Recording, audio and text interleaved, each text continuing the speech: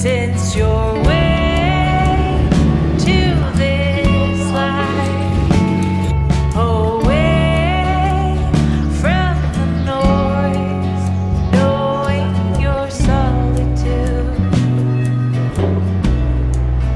to come alive, to come alive.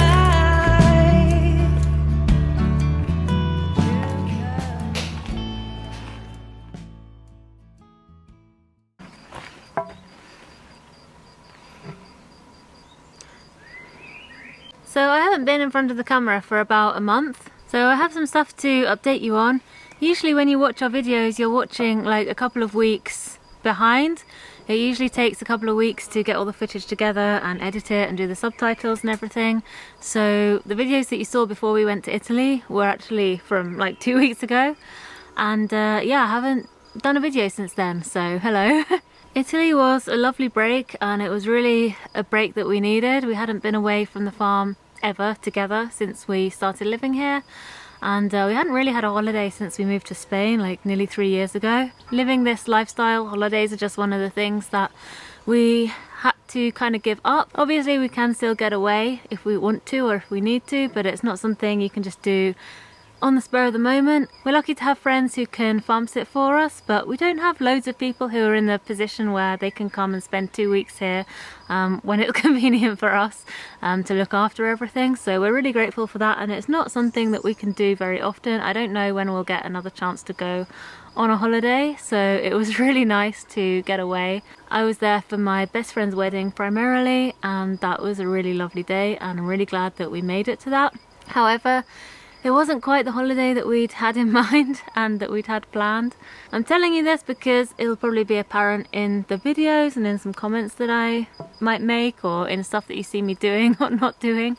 But yeah, before we went away I started having some, not really complications, but yeah, pain basically from the pregnancy. The baby's fine, it's just something that I have to deal with. I've spoken about this a little bit more in the most recent newsletter, so if you're interested in the details, not that I go into loads of detail, check it out. I've put a link in the description. In short, I'm having a lot of pain as a consequence of previous surgeries that I've had, mostly as a baby.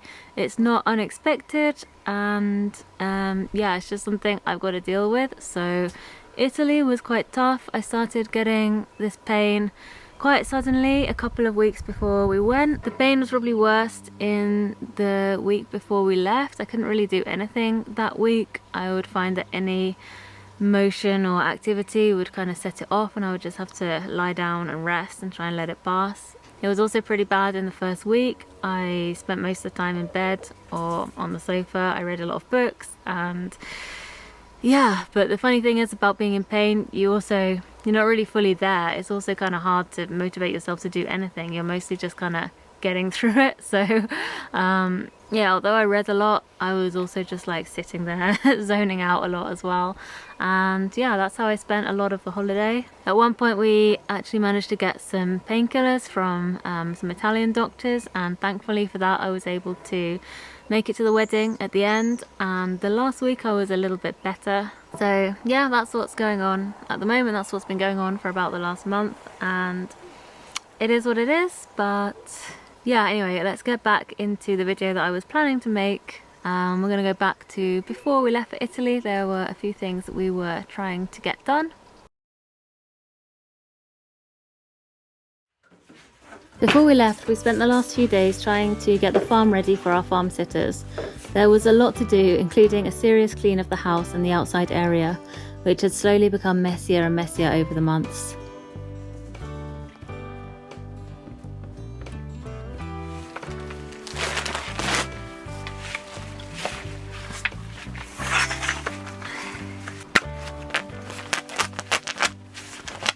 So I'm in the polytunnel today. The only goal I have myself today is to pot up the remaining little seedlings that I've got in this seed tray. I think these are the last of the summer things that I'm probably going to grow from seed. We've got some dill, we've got some aubergine, some butternut squash, and a couple of varieties of tomatoes. I've already got a lot of stuff in the ground, so these are the last things that need to be potted on. I'm setting very small goals for myself lately, and this is something I can do sitting down, so that's quite nice. And Mauro is having a half day today, so he might be able to help me do a few more bits in the garden this afternoon. We're going away in a few days, and there was so much that I wanted to get done before we went away, and I'm just gonna have to give up on most of that. I think saving these little plants is the last thing that I'm gonna try and do, and the rest, it'll just have to be how it is.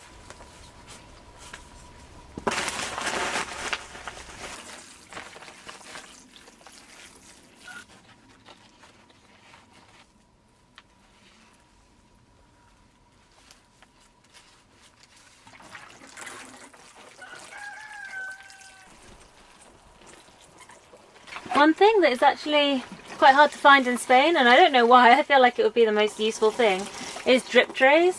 They never seem to sell drip trays with plant pots or with seed trays. So as a result, I don't have enough drip trays, so I'm trying this. I'm trying just using a compost bag and fill it up with water, see how that works. Under my direction, Mauro also finished off the final bits of drip irrigation that we've been meaning to install for some time to bring water to the remaining fruit and nut trees which we planted earlier this year. We wanted to get this done before we left so that our farm sitters wouldn't have to carry watering cans to all the trees, and also to make our lives easier for the future. Between us, it didn't take too long, and we were really glad we got it done before we left.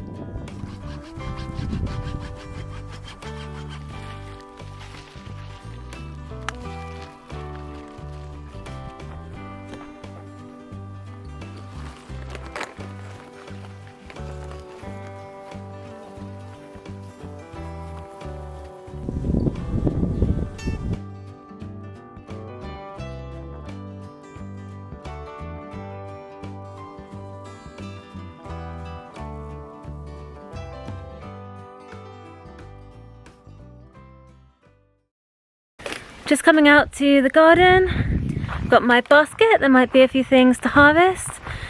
We've been back a few days now, but this is the first time I've really come out here to see what's going on. This is always the most exciting thing about coming back from a trip, I think, seeing what's changed in the garden. And it's the longest we've been away by far, so let's see what's going on after 2 weeks. We've had a lot of rain actually. Our house sitters had a lot of rain to deal with, which I feel really bad for them because it's always a bit of a drama when it rains. The roof leaks and there's a bunch of stuff that needs to be moved and protected outside, and yeah, we weren't expecting it, so they had to deal with all that.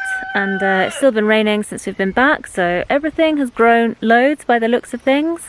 Here's a grapevine behind me which has just exploded, and yeah, a lot of the stuff that we put in the ground just before we left has really grown. Let's have a little look around and see what's going on.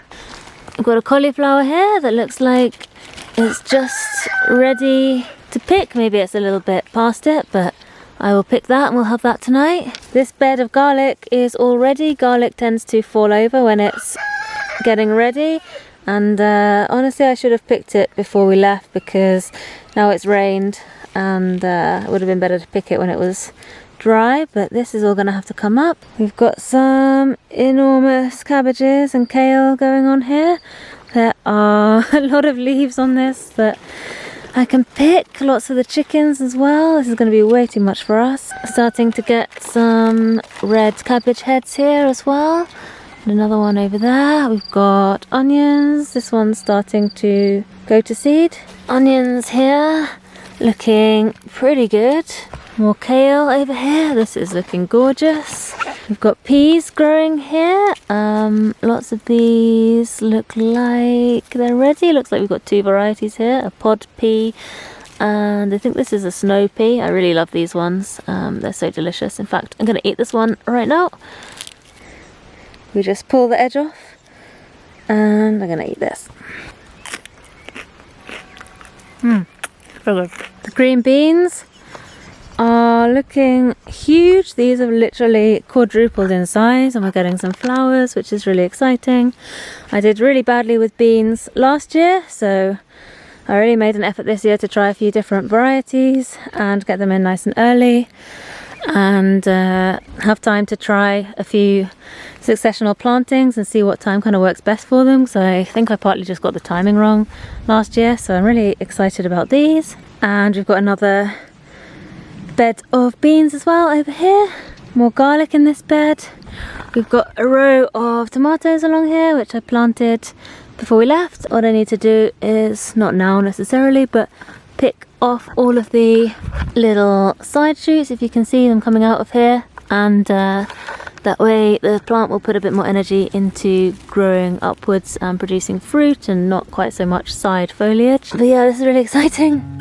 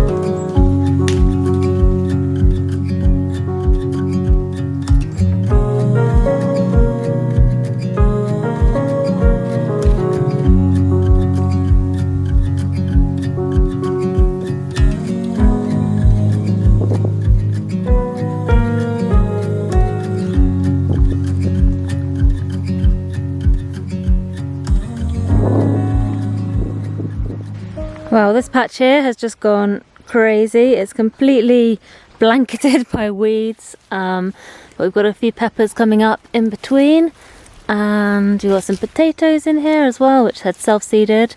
I think I might dig those up soon.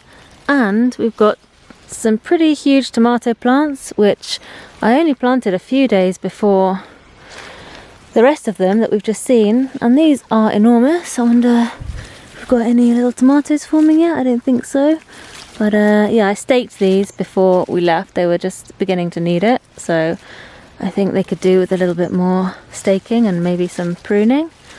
And this is super exciting. We've also got, the rest of this bed is courgettes, and we're starting to get courgettes here, little ones. They're really nice to eat at this size, and slightly bigger ones. This one's got pretty fat. It's probably just all the water or the rain that it's been getting. Yep, some more nice sized courgettes coming through. It's yeah, it's starting to be courgette season. There's a few in here that are looking a bit manky. Gonna pick those off so the plant doesn't keep putting any energy into them. This happens, I think, when the fertilization of the female flower doesn't go right, and it kind of makes a bit of a fruit, but it's not really a good one. So I will pick these off because they're not gonna amount to anything. Got some more over this side as well. Beautiful. We've got a few more broad beans coming here.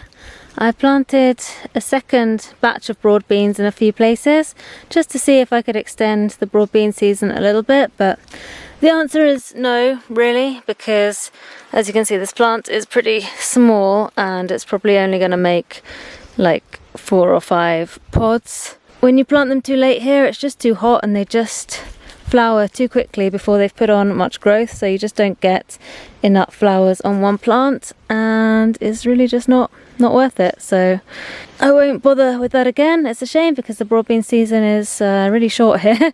They seem to just come in 1 month and I can't seem to extend it anymore, but that's just the way it is. I guess it makes them all the more appreciated when we do get them. Almost all of the fruit trees are looking really good. This is an apple here, which I'm gonna be really self-disciplined and I'm gonna pick off the fruit this year because it's still a young tree. And I think if you pick off the fruit, it will put more energy into the leaves and the branches and its growth, which is what we want early in its life. It's a real shame because I had a few of these apples last year and they were really delicious, but I think this is the best thing to do anymore. Got a nectarine tree here, which is looking pretty good, really healthy, lots of leaves. Over here we've got an apricot, which is also looking really good. Can't remember what this one is, and it seems to have lost its little label somewhere. I think it might be an apple. It's got little fruit on it that look like this. It's either an apple or a pear. I'm not sure about this fruit. I'll have to check my map where it actually says what this is going to be. As you can see, this whole area is completely covered in weeds again. This is a weed that's up to my waste. Melrose did trim this whole area before we left, but yeah, this is what happens when it rains. You can barely see the beds beyond all the weeds here. The only trees which don't seem to be doing so well are the pistachios. They did at one point have a lot of leaves on them, but they just got completely decimated by this red kind of insect which just ate all the leaves completely and yeah, left it completely bare. The same on this one over here. We've got about 4 pistachios and yeah, they just all got completely decimated. However, we can see a little bit of new life coming back through. There's some buds on most of them, and I hope that if they get a second set of leaves and have another go at life this year, we can try and save them. I think the only thing you can do with these insects is just try and knock them off and just really keep an eye on them. We just noticed it too late last time, so yeah, these trees are not looking too great at the moment, but there's some hope here. This plum here is looking pretty good. We've got a couple of nectarines here as well, which are also looking really good, and another one just over there. We've got a peach tree here, which I don't think it's dead, but it's just not really, it's got buds, but it's just not really producing any leaves as of yet. So don't know what's going on with this. We'll have to keep an eye on it.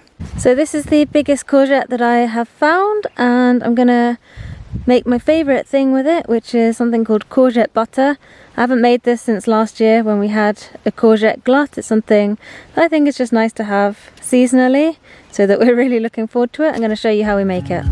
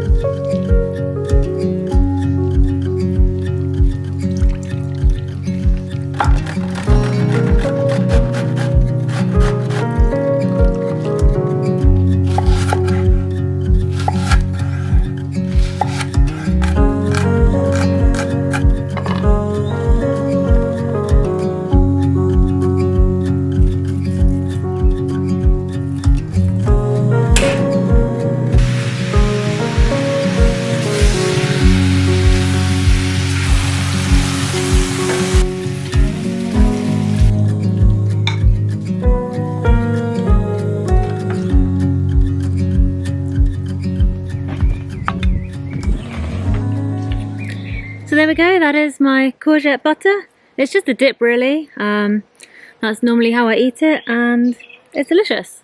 All homegrown ingredients: garlic, onions and courgette, and olive oil is local as well, so that's really nice.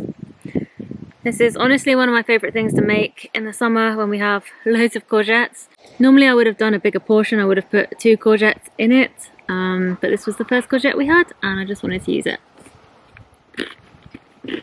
Anyway, I think I'm going to leave it there for this video because it's taken me like 3 days to even film this final section of the video, the garden tour and making this courgette butter. So I don't know what the next weeks are going to have in store. I'm mostly just focusing on trying to rest and find a way to manage the pain and maybe get better. We'll see. There's not a lot I can do.